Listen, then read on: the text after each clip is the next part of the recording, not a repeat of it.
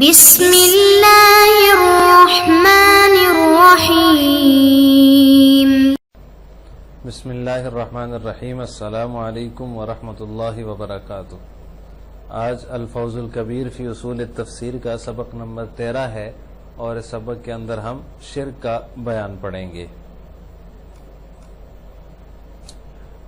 حضرت شاہ ولی اللہ رحمہ اللہ تعالی نے اپنی کتاب میں وَكَانَ مِن ظَلَالِهِمْ الشِّرْكُ وَالتَّشْبِيهُ وَالتَّحْرِيفُ کی عبارت ذکر کی ہے، اور اس عبارت سے مصنف رحمہ اللہ تعالی نے مشرکین کے عقائد کی ایک اجمالی فہرست کا ذکر کیا ہے، اور اس کے بعد ایک ایک عقیدات شرک، تشبیہ، تحریف اور اس طرح دیگر جو ہے وہ عقائد جن کا اس کے اندر اجمالی ذکر ہے، اس کے بعد جو ہے وہ ہر ایک عقیدے کی وضاحت اور تفصیل بیان کریں گے۔ تو آج کے سبق میں ہم ان تفصیلی چیزوں میں سے جو شرک ہے اس کی تفصیل ہم پڑھیں گے۔ پہلے عبارت کا ترجمہ دیکھ لیتے ہیں اور اس اجمالی فہرست کو دیکھ لیتے ہیں، اور اس کے بعد ہم شرک کی تفصیل پڑھیں گے۔ ظلال المشرکین، مشرکین کی گمراہی۔ وَكَانَ مِن ظِلَالِهِمْ الشِّرْكُ وَالتَّشْبِيهُ وَالتَّحْرِيفُ وَجُحُودِ الْآخِرَةِ وَاسْتِبْعَادُ رسالة النبی صلی اللہ علیہ وسلم وشعوع الاعمال القبیحہ والمظالم فیما بینہم وابتداع التقالید الباطلہ واندراس العبادات۔ اس عبارت کا ترجمہ یہ ہے کہ شرک، تشبیہ، تحریف اور آخرت کا انکار، وجحود الآخرہ اور آخرت کا انکار، آپ صلی اللہ علیہ وسلم کی رسالت کو بعید سمجھنا، وشعوع الاعمال القبیحہ والمظالم فیما بینہم اور بدعمالیوں کا عموم، وشیوع الاعمال القبیحہ برے اعمال کا عموم، والمظالم فیما بینہم غلط رسموں اور مظالم کو ان کے درمیان جو ہے وہ عموم، وابتداع التقالید الباطلہ اور غلط رسموں کی ایجادات، واندراس العبادات اور عبادتوں کو مٹانا، یہ جو ہے مشرکین کی کان من ظلالہم گمراہیوں میں سے تھا۔ اس عبارت کے اندر جو ہے وہ ملت ابراہیمی کے اعمال اور عقائد کو چھوڑ کر مشرکین جن برائیوں میں مبتلا تھے ان کی ایک اجمالی فہرست کا بیان ہے۔ پھر اس میں سے آگے تفصیل ہر ایک کی حضرت مصنف رحمہ اللہ تعالی ذکر فرما رہے ہیں۔ تو اس میں سب سے پہلی چیز جو ہے وہ شرک ہے، بیان الشرک۔ والشرک ان یثبت لغیر اللہ تعالی شیئا من صفات المختصہ بہ تعالی کالتصرف فی العالم بالارادہ الذی یعبر عنہ کن فیکون، اب العلم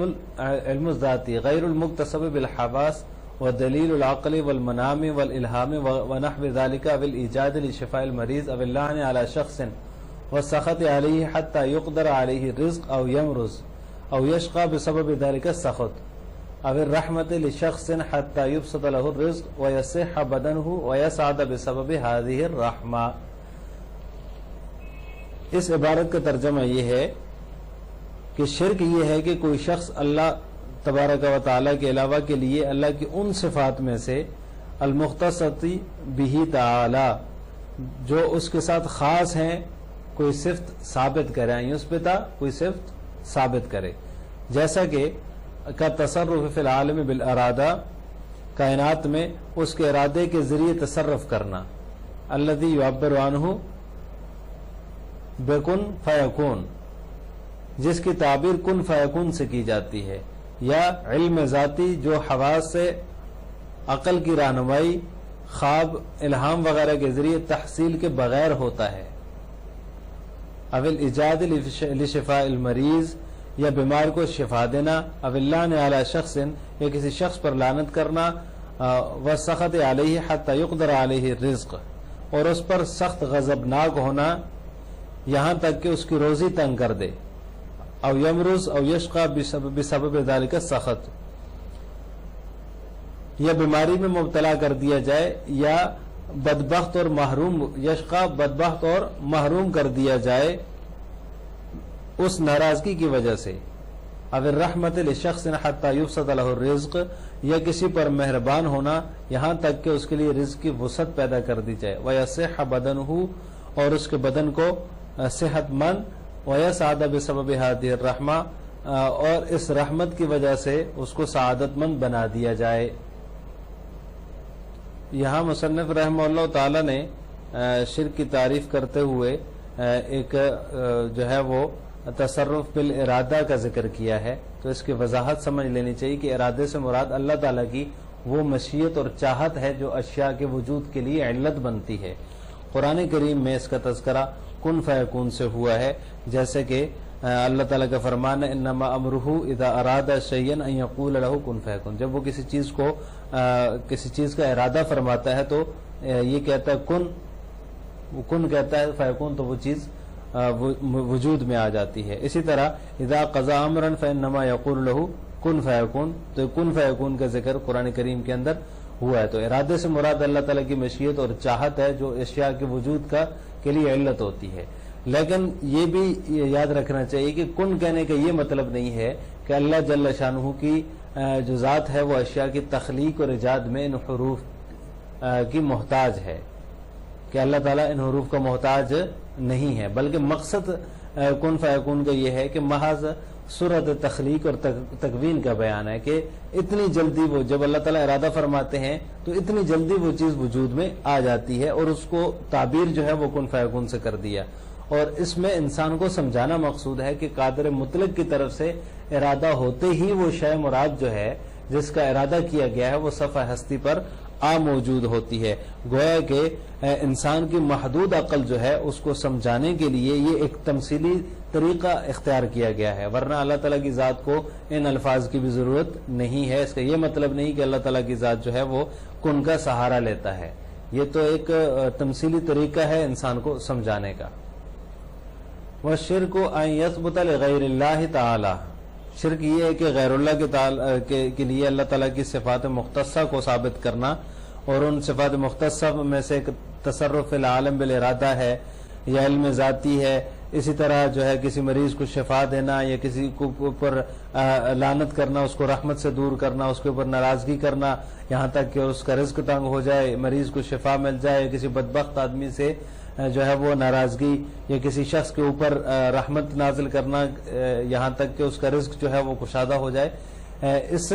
عبارت کا حاصل یہ ہے کہ یہ جتنی بھی مذکورہ صفات ہیں یہ ارادہ کن کے ذریعے تصرفات کے کسی کے حق میں شفا، تندرستی، رحمت، کرم فرمائی، کسی کے حق میں رحمت سے دوری، کسی کے حق میں بخشش سے ابدی محرومی وغیرہ جو ہے، اور اس طرح خیر و شر کے جتنے بھی فیصلے ہیں ان تمام کا نفاذ اور اجرا صرف باری تعالیٰ کے ساتھ مختص ہے، اللہ تعالیٰ کی ذات کے ساتھ مختص ہے۔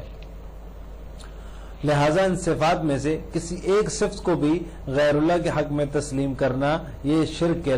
کہلائے گا، اس کو شرک کہا جاتا ہے۔ جس کا یہ عقیدہ ہو کہ محض ارادے سے غیر اللہ بھی کچھ کر سکتا ہے تو وہ مشرک ہے۔ جو شخص شفا اور صحت عطا کرنے والا کسی اور کو مان لے اللہ تعالیٰ کے علاوہ تو وہ بھی مشرک ہو جائے گا۔ جو رحمت اور لعنت کا اختیار کسی اور کے حق میں تسلیم کر لے تو وہ بھی مشرک ہو جائے گا۔ تو لہٰذا اس کا خلاصہ اور لب لباب یہ کہ ارادہ کن کے ذریعے جتنے بھی تصرفات ہوتے ہیں وہ باری تعالیٰ کے ساتھ مختص اور مخصوص ہیں، کسی اور کے لیے ان صفات کا اس بات کرنا یا ان صفات کو ماننا، ان صفات کا کسی اور کے لیے غیر اللہ کے لیے اقرار کرنا یہ شرک کہلائے گا۔ آج کے سبق کا خلاصہ یہ ہوا کہ ہم نے الفصل الاول کے تحت مشرکین کے جو عقائد ہیں جو اجمالی طور پہ پہلے مصنف نے ذکر کیے ہیں، ان میں سے جو سب سے پہلا جو عقیدہ ہے شرک کا کہ وہ شرک کے اندر مبتلا تھے، وہ اسی ارادہ کن جو ہے جو اللہ تعالیٰ کی ذات کے ساتھ جو ہے تصرف العالم بالارادہ کا جو صفت ہے یہ غیر اللہ کے لیے بھی تسلیم کرتے تھے اور غیر اللہ کے لیے بھی مانتے تھے۔ تو اس کی تفصیل ہم نے پڑھی ہے، یعنی کہ شرک کی تفصیل ہم نے پڑھی کہ شرک کہتے کس کو ہیں، شرک کا مطلب یہ کیا ہے، تو اس شرک کی تفصیل اور تشریح ہم نے آج کے سبق میں پڑھی ہے۔ آخر میں آپ حضرات سے دو سوال ہیں۔ پہلا سوال یہ ہے کہ مشرکین کے گمراہ کن عقائد میں سے دو کا نام بتائیں کہ کون کون سے عقائد جو ہیں ان کے دو وہ عقائد جو گمراہ کن عقائد میں سے تھے وہ کون کون سے دو عقائد تھے، ان کا نام آپ نے کمنٹ باکس میں بتانا ہے۔ نمبر دو، باری تعالیٰ کے ارادے سے کیا مراد ہے، اس کا جواب بھی آپ نے کمنٹ باکس میں دینا ہے۔ السلام علیکم ورحمۃ اللہ وبرکاتہ۔